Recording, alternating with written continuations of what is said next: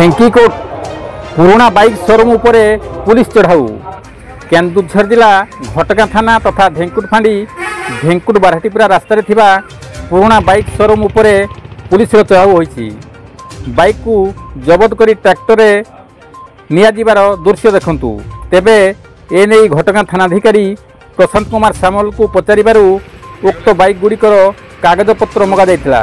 तेबे शोरूम मालिक कागजपत्र देई नथिबारु बाइक गुड़ी को जबत कराइछि। कागजपत्र देखाइले से गुड़ी को फेराई दिया जियो बोली से प्रकाश करिसंती। अन्य पक्षरु बाइक शोरूम करिथिबा मालिक कहिसंती एगुड़िक लोकंक बाइक कागजपत्र अच्छी।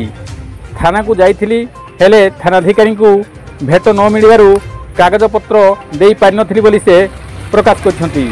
तेबे सठिक कागजपत्र अच्छी कि नहीं तदंत पर जना पड़ियो बोली कुहा जाइछि। घटगाँ और ढेंकुट पुलिस चढ़ाऊ जारी रखिछंती। गोविंद राउत का रिपोर्ट, केडी न्यूज ओडिया।